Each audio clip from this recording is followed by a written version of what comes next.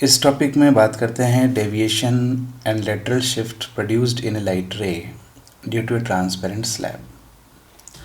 मान लो कि एक ट्रांसपेरेंट स्लैब हमारे पास है, रिफ्रैक्टिव इंडेक्स इसका म्यू और थिकनेस इसकी टी हमने मान ली है। यहाँ पर एक पॉइंट में ले रहा हूँ, पॉइंट ए। यहाँ पर नॉर्मल ड्रॉ कर लें, ये नॉर्मल, और एक लाइट रे मान लीजिए इस पॉइंट पर इंसिडेंट हो रही है इस तरह से, and this angle is angle of incidence आई।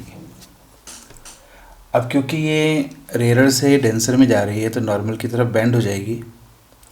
अगर ये स्लैब ना होती तो ये इस डायरेक्शन में जाती, इस तरह से स्लैब अगर ना होती तो ये आगे मूव करती, मगर स्लैब के कारण यहाँ रिफ्रैक्शन होने के कारण ये बेंड हो गई टुवर्ड्स द नॉर्मल इस तरह से। और यहाँ फिर से ये डेंसर से जा रही है रेयर में, ये हो गया नॉर्मल, और वापस से अब ये नॉर्मल से दूर रिफ्रैक्ट हो जाएगी। और हम अच्छे से समझते हैं कि इनिशियल जो डायरेक्शन थी उसी के पैरेलल ये वापस बाहर निकलेगी। वैसे हमने इसको पहले भी समझा हुआ है। किस बात को समझा हुआ है कि इनिशियली जिस डायरेक्शन में आ रही थी, यहाँ एयर थी, यहाँ अगेन एयर है, तो एयर में ये उसी डायरेक्शन में बाहर निकलेगी जिस डायरेक्शन में यहाँ आ रही थी, क्योंकि ये दोनों रिफ्लेक्टिंग सरफेस एक दूसरे के पैरेलल हैं। बाकी हम चाहें तो इस बात को प्रूव भी कर सकते हैं। जैसे मान लें ये एंगल ऑफ इंसिडेंस था यहाँ पर, ये हो गया एंगल ऑफ रिफ्रैक्शन आर, और ये दोनों नॉर्मल भी एक दूसरे के पैरेलल होंगे, तो यहाँ भी ये एंगल ऑफ इंसिडेंस आर हो जाएगा, ठीक है ना। और इस एंगल को हम कहते हैं नॉर्मल से जो इमरजेंट रे बनाती है, एंगल ऑफ इमरजेंस। तो अगर हम पॉइंट ए पर स्नेल्स लॉ लगाएं, पॉइंट ए पर अगर हम स्नेल्स लॉ यूज़ करें तो 1 into sine I equals to mu into sine R. ठीक इसी तरह से अगर बी पॉइंट पर अगर हम स्नेल्स लॉ को अगेन यूज़ करें तो mu sine R equals to 1 into sine E. और इन दोनों इक्वेशंस में आप देख सकते हैं ये भी म्यू साइन आर है, ये भी म्यू साइन आर है, तो sine I equals to sine E, और उस कारण से आई इक्वल्स टू मिल गया हमें ई। मीन्स यहाँ पर और यहाँ पर बनने वाले ये एंगल्स इक्वल हो गए, आई और ई। तो कहने का मतलब है कि इसकी इनिशियल डायरेक्शन और फाइनल डायरेक्शन बिल्कुल पैरेलल है, तो यहाँ इसमें कोई नेट डेविएशन नहीं हुआ है। तो इसका मतलब ये हुआ कि डेविएशन इन दिस रे is zero, delta is zero, इसमें कोई डेविएशन नहीं हुआ है।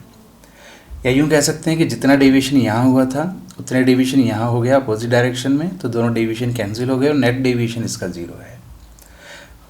पर चेंज कुछ तो हुआ होगा लाइट रे में, बिल्कुल हुआ है। हमें एक चीज़ नज़र आ रही है यहाँ पर, ये लाइट रे पहले इस डायरेक्शन में निकलती, अब इसी डायरेक्शन में निकली है, मगर इसको इस डायरेक्शन में शिफ्ट कर दिया गया है, डिस्प्लेस कर दिया गया है।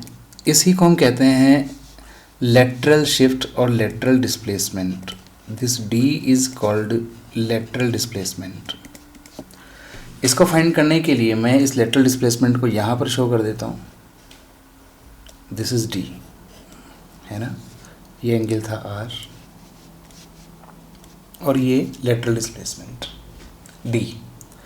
इसको फाइंड करने के लिए मैं इस एंगल की बात कर सकता हूँ। हम जानते हैं ये वाला एंगल हो जाएगा एंगल ऑफ डेविएशन यहाँ पर जो हो रहा है, I minus R. So this angle is I minus R. इस ट्राइंगल ए बी सी में अगर हम साइन आई माइनस आर लें इन ट्राइंगल ए बी सी, इस एंगल का साइन ले लें, तो sine I minus R equals to perpendicular upon hypotenuse, so it will be D upon A B. इससे डी को अगर मैं कैलकुलेट करूं तो डी इक्वल्स टू मिल जाएगा A B into sine I minus R. अब बात आती है यहाँ पर कि इस ए बी को कहाँ से लाएं, ए बी कहाँ से फाइंड किया जाए। ए बी को फाइंड करने के लिए मैं इस परपेंडिकुलर को आगे बढ़ा रहा हूँ और यहाँ पर ये इससे परपेंडिकुलर ड्रॉ कर देता हूँ, एक नया पॉइंट मिल गया डी। हम जानते हैं कि ए डी जो है वो थिकनेस हो जाएगी स्लैब की टी। इस ट्रायंगल में अगर हम कॉस आर लें in triangle A B T, अगर इसमें कॉस आर लिया जाए, cos means base upon hypotenuse, है ना। बेस अपॉन हाइपोटेनियस क्या हो जाएगा, T upon A B, so it is T upon A B. इससे हम ए बी की वैल्यू निकाल सकते हैं, A B equals to T upon cos R, और ए बी की वैल्यू वापस से यहाँ पुट कर दें तो हमें डी मिल जाएगा। So D will be T upon cos R और इनटू यहाँ पर आ जाएगा साइन आई माइनस आर, इस तरह से। ठीक है भाई, इस रिज़ल्ट को मैं आपसे कहूँगा कि आप इसको मेमोराइज कर लें, डायरेक्ट याद रख लें। इस रिज़ल्ट में क्या क्या चीज़ें हैं बात करते हैं। T thickness of the slab, और ये क्लियर है कि थिकनेस जितनी ज़्यादा होगी, यानी कि जितनी मोटी स्लैब होगी, ये लेटरल डिस्प्लेसमेंट उतना ही ज़्यादा मिलेगा। अगर ज़ीरो होती इसकी थिकनेस तो कोई डिस्प्लेसमेंट नहीं होता, ज़ीरो आ जाता। इसके अलावा आई यानी कि एंगल ऑफ इंसिडेंस पर डिपेंड कर रहा है, आर पर डिपेंड कर रहा है which is angle of refraction. But R किस पर डिपेंड करता है, आर डिपेंड करता है आई पर और म्यू पर, है ना। यहाँ से अगर हम आर को देखें तो आई और म्यू पर डिपेंड करता है। अब बात करते हैं कि आई को अगर हम चेंज करें तो डी पर क्या फ़र्क पड़ेगा। अगर आई को हम बढ़ाएं, जैसे कि आई को अगर बढ़ाया जाए तो क्या होगा, तो देखो यहाँ पर सबसे पहली बात, आई को अगर हम बढ़ाएंगे तो आर भी तो बढ़ता है, स्नेल्स लॉ से हम जानते हैं, तो आर भी बढ़ता है। बट आप जानते हैं कि साइन आर, यहाँ से अगर देखें sine R equals to sine I upon mu, sine R equals to sine I upon mu. तो क्योंकि डिवाइड म्यू से भी हो रहा है तो आई को बढ़ाने पर आर बढ़ेगा तो सही, मगर उतना नहीं बढ़ेगा जितना आई बढ़ता है।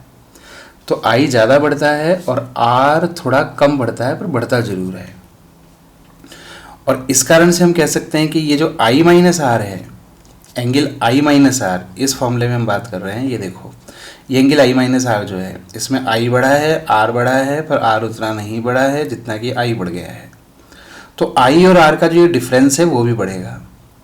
इसका मतलब ये हुआ कि आई को जब हम इंक्रीज़ करते हैं, आई को जब हम इंक्रीज़ करते हैं तो आई और आर का ये जो डिफरेंस है ये भी इंक्रीज़ होता है, और आई आर का ये डिफरेंस इंक्रीज़ होने से डी भी इंक्रीज़ होगा। इसके अलावा देख रहे हैं आप, आर भी यहाँ भी है प्रेजेंट, आई को बढ़ाया तो आर बढ़ गया, आर बढ़ने से कॉस आर कम हो गया, कॉस आर के कम होने से डी बढ़ गया, तो अल्टीमेटली डी बढ़ रहा है सारी चीज़ों के कारण। इन सभी टर्म्स से हम समझ सकते हैं कि डी तो बढ़ ही रहा है। तो कंक्लूज़न ये निकला कि आई की वैल्यू जितनी ज़्यादा होगी ये डिस्प्लेसमेंट उतना ही ज़्यादा होगा। तो अगर हमें डी मिनिमम चाहिए तो आई मिनिमम लें, और डी मैक्सिमम चाहिए तो आई मैक्सिमम लें। जैसे अगर हम डी मिनिमम की बात करें, है ना, for minimum value of D, for minimum displacement, तो फिर आई की वैल्यू कैसी होनी चाहिए, मिनिमम होनी चाहिए। आई की मिनिमम वैल्यू कितनी होती है, 0। इसका क्या मतलब है, इसका मतलब है कि normal incidence, I equals to 0 का मतलब होता है नॉर्मल इंसिडेंस। जैसे स्लैब है तो इस पर बिल्कुल परपेंडिकुलरली आप लाइट रे को इंसिडेंट करें तो आई इक्वल्स टू 0 होगा। समझते हैं ऐसे में ये बैंड तो होगी नहीं और सीधी निकल जाएगी इस तरह से। तो इस केस में इसमें कुछ भी शिफ्ट नहीं होगा, उसी इनिशियल डायरेक्शन में आती रहेगी। तो ऐसे में हमें डी मिनिमम की वैल्यू मिल जाएगी 0। तो नॉर्मल इंसिडेंस के लिए ये डिस्प्लेसमेंट 0 होगा, है ना, आई इक्वल्स टू 0 के लिए। फिर अगर हम बात करें कि मैक्सिमम डिस्प्लेसमेंट के लिए क्या होगा, फॉर मैक्सिमम डी, तो डी के मैक्सिमम वैल्यू के लिए हमें आई भी मैक्सिमम लेना चाहिए। आई की मैक्सिमम वैल्यू होती है 90 डिग्री, ठीक है ना, I equals to 90। I equals to 90 पर अगर हम यहाँ पर डायग्राम बनाएं इस तरह से, तो 90 डिग्री पर लाइट रे को हम इंसिडेंट करेंगे अगर इस तरह से, थोड़ा सा 90 से कम लेना होगा ताकि इसमें एंटर कर पाए, और ऑलमोस्ट 90 कह सकते हैं। तो इस तरह से रिफ्रैक्ट होगी, और हम जानते हैं कि यहाँ भी वही एंगल बनेगा जो कि यहाँ एयर में बन रहा था, तो यहाँ भी ये 90 डिग्री पर बाहर निकल जाएगी इस तरह से। ठीक है, तो सीधा ही हमें समझ में आ रहा है कि यहाँ पर इस केस में जो लेटरल डिस्प्लेसमेंट होगा वो कितना होगा। ये इनिशियल डायरेक्शन हो गई, ये फाइनल डायरेक्शन हो गई, तो इतना ये शिफ्ट हो गई लेटरली, है ना। So this shifting is T, thickness of the slab. तो ऐसे में डी की वैल्यू मैक्सिमम होगी और स्लैब की थिकनेस के इक्वल होगी। तो डी मिनिमम तो होगा 0 आई इक्वल्स टू 0 के लिए, और डी मैक्सिमम होगा टी आई इक्वल्स टू 90 के लिए, है ना। ये रिजल्ट भी हम ध्यान रख सकते हैं।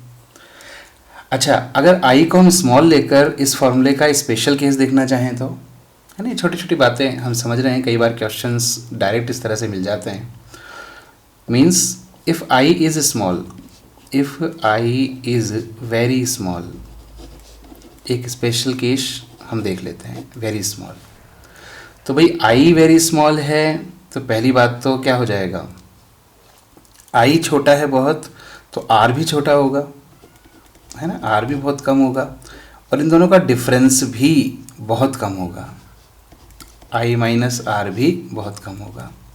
ऐसे में आप देख सकते हैं कि साइन आई माइनस आर जो होगा, साइन आई माइनस आर, इसको हम अप्रॉक्सीमेट आई माइनस आर कह सकते हैं, और कॉस आर को, क्योंकि आर बहुत ही छोटा है तो कॉस आर हो जाएगा 1। ये वैल्यूज़ अगर यहाँ पुट करें तो हमें डी की वैल्यू मिल जाएगी T into I minus R. अच्छा, आर को हम म्यू की फॉर्म में लिखना चाहें तो, आई और म्यू की फॉर्म में, तो स्नेल्स लॉ से यहाँ से देख सकते हैं, sine I equals to mu into sine R. Sine I को आई लिख दें, साइन आर को आर लिख दें, तो I equals to mu R, तो I equals to mu R. R की वैल्यू आ जाएगी आई बाई म्यू, ये वैल्यू यहाँ पुट कर दें तो ये आ जाएगा T into I minus I by mu, I common आ जाएगा, और ऐसे में हमें रिजल्ट मिल जाएगा D equals to T into I into 1 minus 1 upon mu. So this result is for small angles. ठीक है, ये सारी बातें हमें समझ लेनी चाहिए रिलेटेड टू लेटरल शिफ्ट। क्या क्या बातें हमने यहाँ बात की।